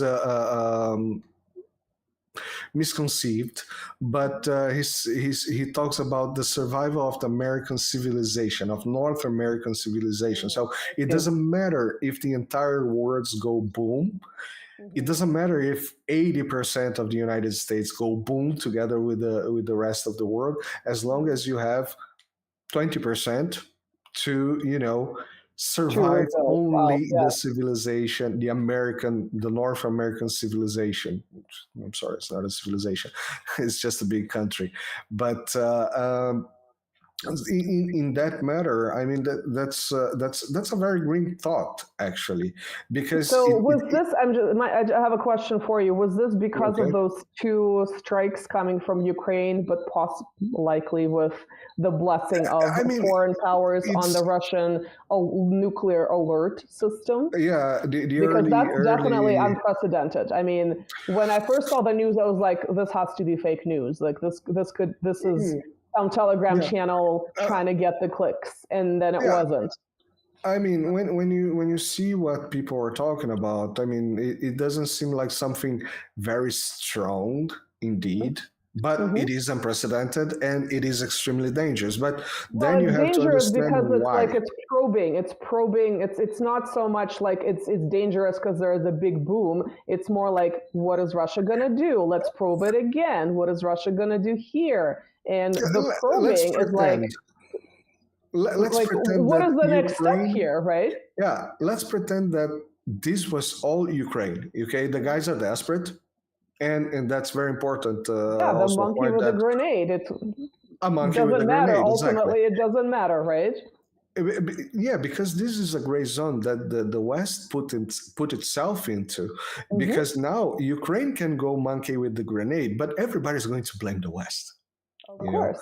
Or at least think you have something to do with that. And perhaps that was not an order, but we don't know, and we cannot know if it's not an order. Because look, that's a early detection for nuclear strikes system. From what I understand. Russia was very clear saying if you give them F-16s, we're going to interpret them as having the capacity to carry nuclear warheads. Like, this is how we're going to. It's a very clear statement, and so that that predates these two drone attacks on the nuclear warning system. So. Definitely an escalation. Go ahead. Exactly, but they've been escalating. Alexander McCurry has this expression that I love, which is the escalation escalator. So they just escalate like they are in an escalator. So for Brazilian, the escalator is the automatic stairs. They've been doing it, and at some point it doesn't matter if we understand that it's quite clear that we understand, and perhaps the West understand that they cannot win a war against Russia.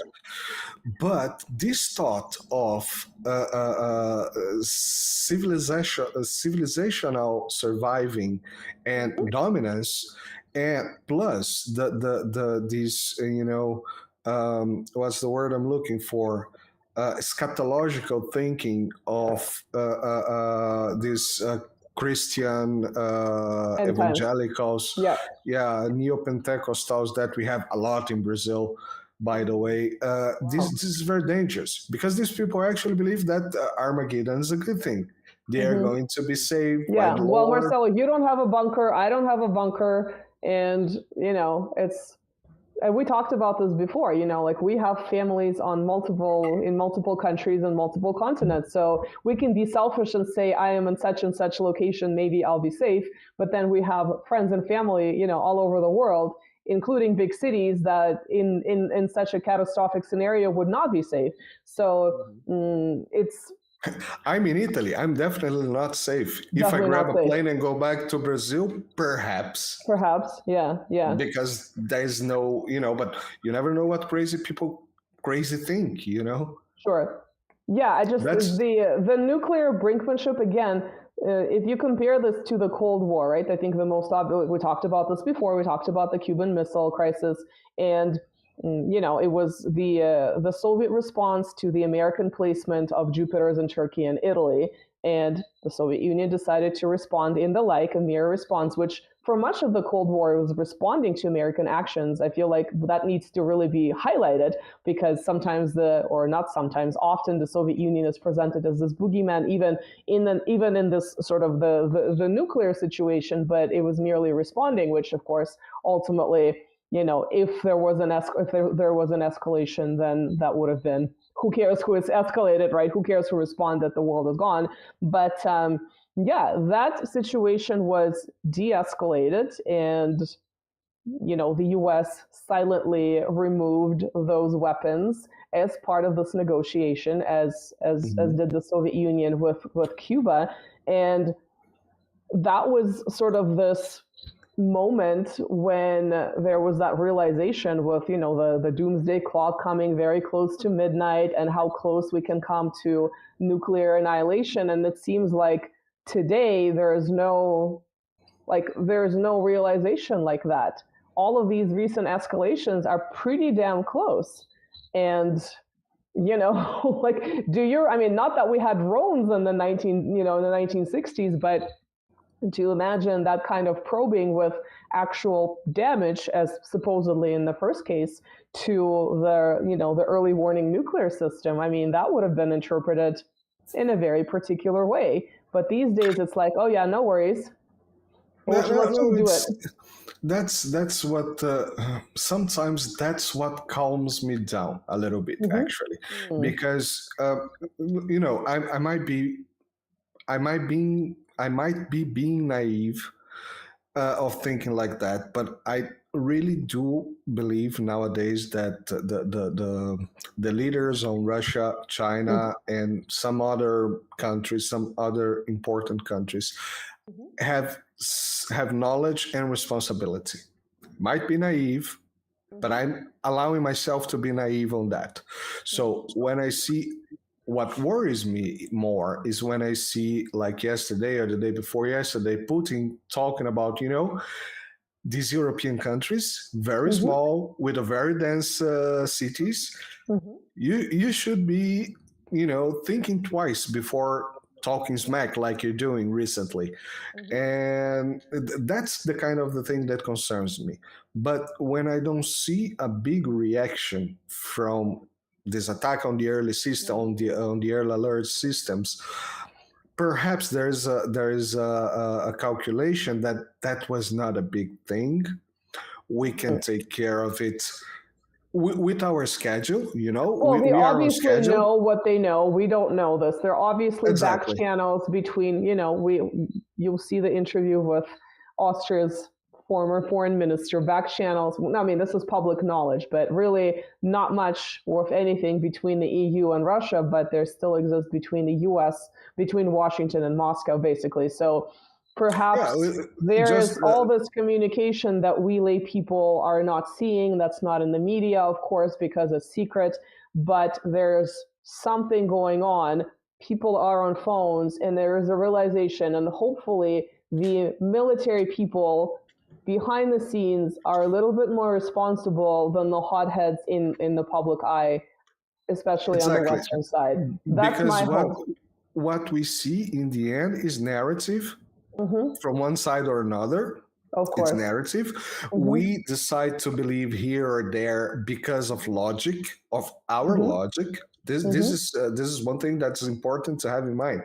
Our logic decides what we believe is to be true or not, even though both of the realities are not true. Even if both of realities are not true. But the thing is, yes, as you mentioned, that's very important. Just recently we had some talking smack from David Shrimp, and I'm calling him David Shrimp because, you know, Cameron in Brazil means shrimp. Amazing. I'm going to call that from now on. Exactly. And that's also a name of a country, and it never makes sense for us. Why is it called Camerons? Do they have good Camerons there? Yeah. Do they have good shrimp there? Well, in English, it's Cameroon, right? It's not quite Cameroon. It's not Ron, Cameroon. Yeah.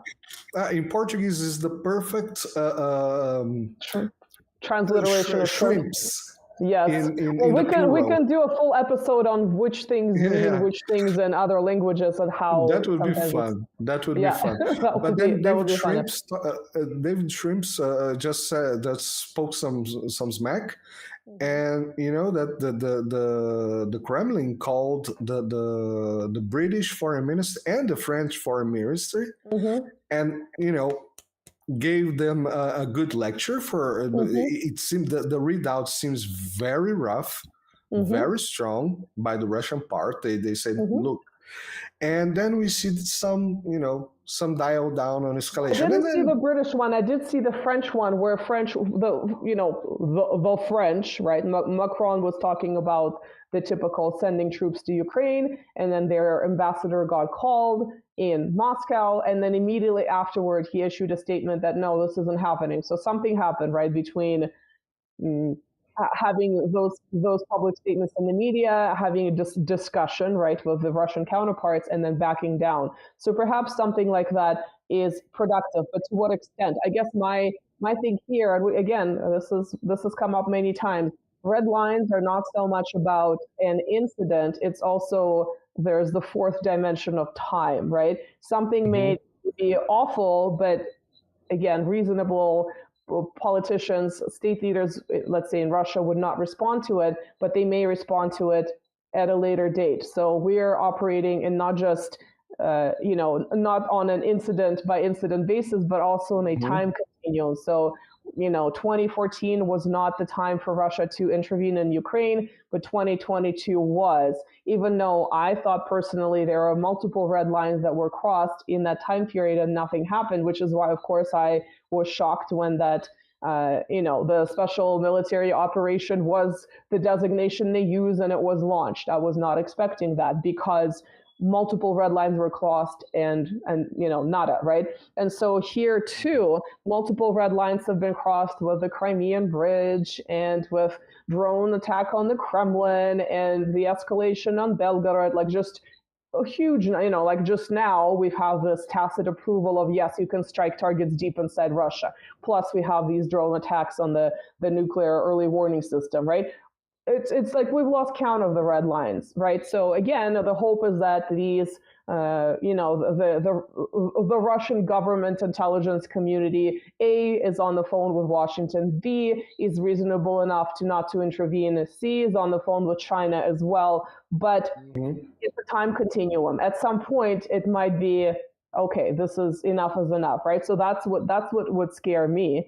It's not just the incident itself. It's when does it happen? What are the other things that are going on at this time. So yeah, one thing that Alexander Mercury mentioned even today on the Duran's video, which I think it's a very interesting perception about this, because when I talk about red lines, many times we're talking about red lines that the West put on themselves, like we are not going to provide tanks or whatever tanks to Ukraine, and then the Southwest crosses its own red lines. The own West crosses its own red lines, but they call it like they perceive it as a Russian red line. So, see, we are crossing red lines and Russia is not doing. But Russia never said, well, don't send tanks. They just said, well, you're gonna send it. They're gonna burn. Do your best. Right. So, but that was not a red line. Of course, Russia has red lines, and they haven't been crossed yet. And many of red lines that perhaps we understand as red lines, as you said, they can be flexible on time, depending on the season. What are you going to do? Are we going to go full berserk because of this? Sure. This is not a big deal. Let's keep doing. Are we ready to lose thousands more men, or can we just hold the lines and make them exhaust themselves? Marcel, I don't know if you see this comment, but this commenter is saying, quote, Russia's not worried. Okay, well, I'll read it out, but I'm glad you see it. Russia's not worried about it because their second strike capacity, their ability to respond even after a first strike from a foreign power is strong, and that's a deterrent in itself. So, again, hopefully the idea of deterrence in that regard is also being considered, but the level of hot-headedness coming from the official West has been shocking in comparison to what we know about the Cold War. So yeah, the point that this is a very pertinent, very reasonable, very rational comment, a very logic comment. The problem is that we are not dealing with logic people. Sure. So what I see when I see, and this I see from the beginning, and was when you were mentioning Kazakhstan situation in 2022, I was not paying attention to things yet. So I don't remember because I didn't know. Well, it was also very, like I said, very surgical. That involvement by the Collective Security Organization was very quick. I think when they first announced that this will happen, everyone expected a countrywide bloodbath. And it was just done super quickly. So I think based on that was another actually reason why I don't think people expected Ukraine to escalate the way it did, because we had that precedent of Kazakhstan being resolved very peacefully. Again, very different because it didn't have a, Maidan type scenario like Ukraine did in 2013, 2014. But nonetheless, that was an example of, from my perspective, a successful involvement of this organization that I think a lot of people were asking, why does it even exist? It doesn't do anything. And so here you had it, operating very quickly, strategically, surgically, and successfully. So yeah, very interesting. But it's interesting, Marcelo, if you weren't paying attention in early 2022 and now in 2024, you have multiple podcasts. So, my God, of course, this just happens every time. Yes, you're welcome. Well, she ate my very expensive designer flip-flops that were on sale, so I'm not very pleased with her. Oh, no. And she removed my cheap headphones, cheap earbuds. So, yeah, those they don't like to eat.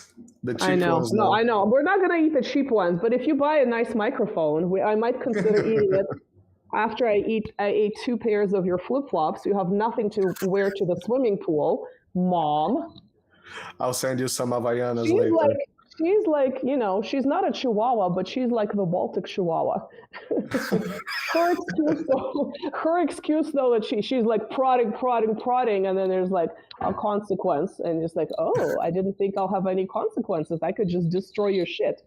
And just like the Baltic Chihuahuas talking smack But yeah, her Yeah. excuse is that she's a puppy. Baltic Chihuahua's excuse is that they're Baltic Chihuahuas. They're definitely not puppies. So, Yeah. but yes, this is turning into a. There we go. Oh my gosh. Okay. Trying to trying to drive a little bit to the end of this episode. I'll just have some. You just mentioned the Baltic She's like, Chihuahuas. Nina, you're so boring. You just mentioned the Baltic Chihuahuas, which are irrelevant but important to mention, and I guess of course Finland and Sweden joining NATO, which is a clear abuse, and I just like to remember that last week last week we had this horrible UN. What's it called? The UN voting for the recognition of the G word of Bosnia, and we had it was approved, and we had a very very emotional response in place by Serbia's president or prime minister. Okay, I'll call it President Vucic. Yes, who basically burst in tears in the middle of UN. And when I watched the video, that was very, very interesting for me to see the reaction. I'm not a specialist, and I don't work with psychology or nothing like that, but I'm very used to, by life experience itself, it seemed to me like a very strong reaction of someone that was bursting in tears of angry, and angry and hate. Someone that was what I could imagine that he was thinking, because he was not speaking out, he was just bursting in tears. The reaction sounded like he was saying something like, "You bastards, you are coming after my country again." And of course, we're talking about Bosnia, not Serbia, but the region, and it's important to remember this because, of course, we had a program here with Nebojsa where we talked about Yugoslavia. If we start debunking this, we might get taken off of all the platforms. So I think we might leave this particular question. But let me put it this way. I have looked into this question a little bit, not recently, but it's not all it's cracked up to be.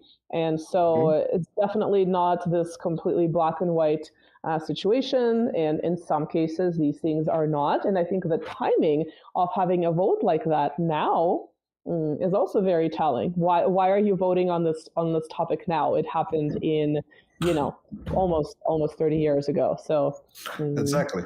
And that's bringing instability to a region. Again, it's about Bosnia, it's not about Serbia, but it's the region, and we have the Kosovo thing as well happening there. We talked about it with Nebojsa a couple of times in the channel, and so this is again the instability belt in the European part. Yeah, I was thinking Balkan actually part. whether or not to bring Serbia into the equation, because again, it's south, right? It's where we're talking about the southern periphery. Obviously, it's not part of the former Soviet Union, but it does fit into that general criteria of having that damn foolish thing in the Balkans that we talked about before. This definitely qualifies. And it's interesting how something as seemingly small in the grand scheme of things as a UN vote could actually instigate or bring back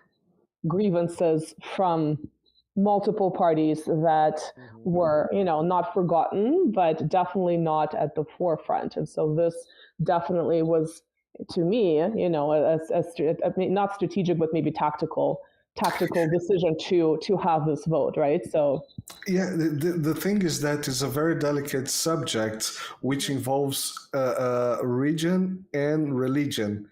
So you bring when the UN members are voting on it, they're voting sometimes based on their, in my opinion, religious preferences, not necessarily the actual situation on the ground. So what do you think? This can bring division not only to to the region, but also among the global south, as it called, or the global majority, as Putin is now calling it, like Iran, like I don't know, Europe itself. It's okay. It's already in some other part, but Russia. You're gonna have Serbia. It's a problem for Serbia. It's a problem perhaps for Hungary. It's gonna be a problem. Yeah, and then we had again the Slovakia situation with it. So we have Kosovo situation. I'm just pointing this out, and of course, as you mentioned, it's not exactly the belt, but since we went back to I kind of went all the way down to Africa to show you the restructuring, right? With, let's say, the exit of France that's been going on, for instance, right? So definitely relevant in terms of the southern periphery. Wow, you're just really bored with me, aren't you? She's like, guys, no more podcasting. Yeah, that's enough. I have more shoes to eat, more designer shoes to eat that you purchased on sale with your hard-earned money, and now you can't go to the swimming pool. This was strategic, wasn't it? You don't want me going to the pool, and so you ate 2 of my flip-flop pairs, and I have no more flip-flops. She's like, shut up, mother.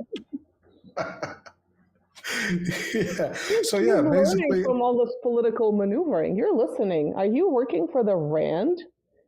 Think tank, the Atlantic Council, or Chatham House? Are you spying on me? Are you spying on me? Shut up, mother. all these are going to be cuts on Instagram and TikTok. Yeah, they're like, what the hell are they doing? I mean, you guys are lucky that my giant designer Bassett is not walking in the shot, because he would just crash this whole what's left of the setup. So yeah, he's being a little bit better behaved than the shoe eating. Oh, you know what else she's been doing? She's figured out how to get into a fruit bowl, even if it's at a higher elevation, and she started stealing bananas, and she's learned to peel them with her teeth, which I've never had a dog do before. Yes. I sometimes have a hard time to do so. Well, you might hire her. She's a good banana peeler. Ecuador might actually. Do you want to go work in Ecuador? Maybe you should be an Ecuadorian employed banana peeler, because you're pretty good. Yeah. So this is. She has a cute badass face, like. Well, I kind of make jokes like she's an orphan from the dog shelter, so she's causing trouble like an orphan from a dog shelter, right?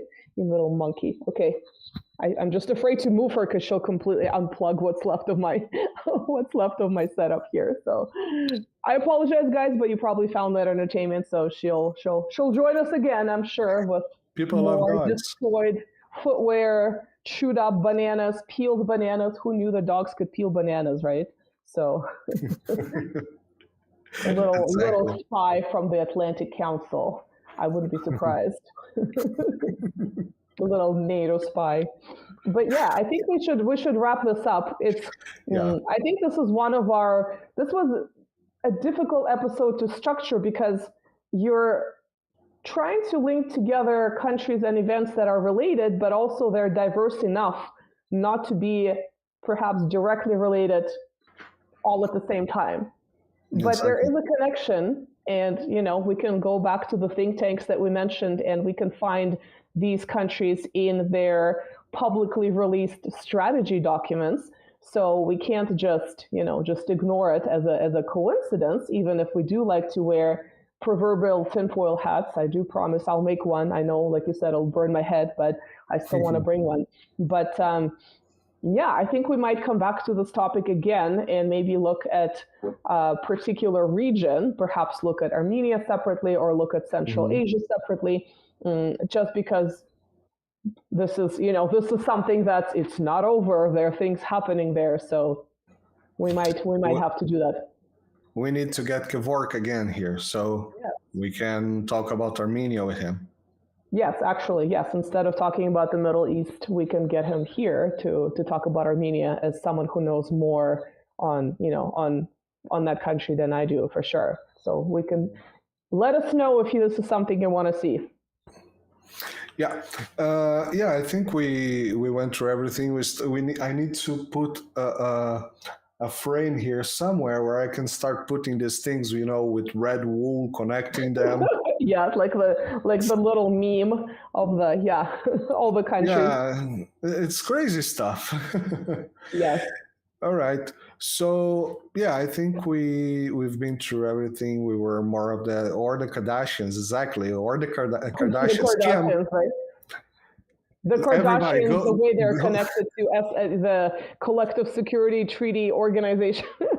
Yeah, we are for sure going to get some Clinton attention if we got the Kardashian here. Yeah, we should just put that in the head. No, that would be awful. We'll have a bunch of people who are like, "Well, where's my makeup tutorial? I was expecting to learn about the newest Coach bag." And what do you do? I should not mention brand names here, by the way. Yeah. Unless they want to, to sponsor us. Oh yes, they would love to sponsor geopolitics. This is exactly what they sponsor, right? So yeah. But anyway, geopolitics on the rocks and makeup. We will release, or Marcelo has released only to subscribers, our upcoming interview with Austria's former foreign minister. It's fascinating. Like I said, it's jaw-dropping, and I will be posting clips on both my Buy Me a Coffee and on my X/Twitter.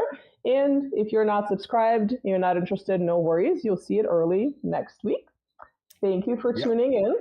I would apologize for having one of my two new canines here, but I think she makes life a little bit more chaotic. So that's also relevant to the topic of the zone of instability. And we will see you in the next episode. Thank you. And bye. Thank you. Bye-bye.